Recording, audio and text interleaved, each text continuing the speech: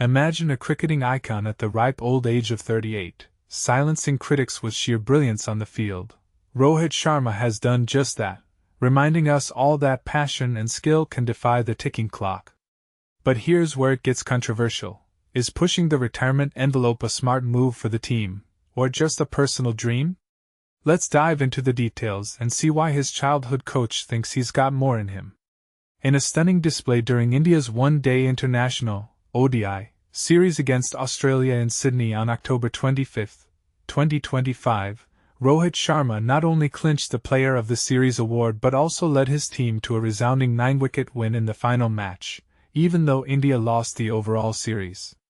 For those new to cricket, an ODI is a 50-over format game that's fast-paced and exciting, often deciding a team's fate in just a few hours. Rohit delivered a solid half-century in the second match and an unbeaten century in the third, showcasing his enduring prowess. And this is the part most people miss. Despite the naysayers claiming he was past his prime, Rohit's performances turned heads and proved he's still a force to reckon with. His childhood coach, Dinesh Lad, shared an insightful interview with PTI, reflecting on Rohit's masterful 121-run knock that remained unbeaten. Lad called it a special moment, highlighting how Rohit had faced doubts about his form and even suggestions to hang up his boots. He played 2 outstanding innings in the last 2 games, scoring 73 in the first and now this 121 not out, and demonstrated he's still an elite performer who can make a massive impact for India, Lad explained. The coach attributes Rohit's longevity to one key factor: unshakable self-confidence. Thanks to that, Lad revealed, Rohit has no plans to retire just yet. Instead, he's eyeing the 2027 World Cup and gearing up to call it quits only after that high-stakes tournament. To put Rohit's achievements in perspective, especially for cricket newcomers, let's break down some stats. He smashed his 33rd ODI century off just 105 balls, cementing his spot as the 10th player in history to reach 50 international centuries across all formats.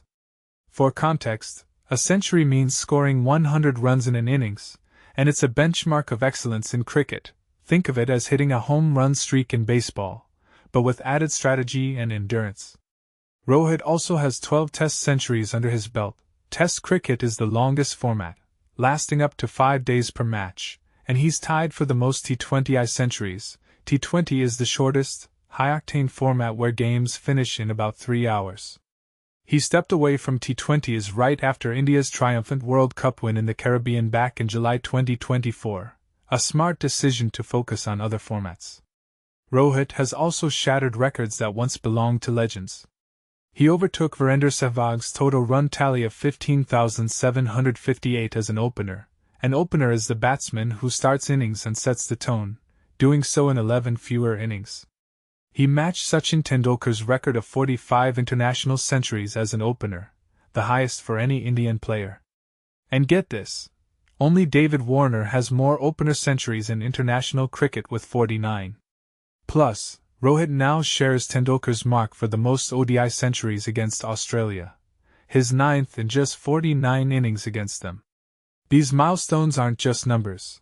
They showcase Rohit's ability to perform under pressure against tough opponents like the Aussies, who are known for their aggressive style. But let's stir the pot a bit. Is it fair for a veteran like Rohit to keep going, potentially blocking younger talents from stepping up in the national team? Some fans argue it's time for fresh blood to invigorate Indian cricket, while others see it as an inspiration for aspiring players everywhere.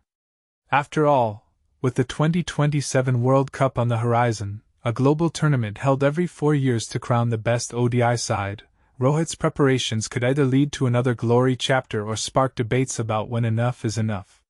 What do you think? Should Rohit retire now to make way for the next generation, or does his self-confidence justify chasing one more dream?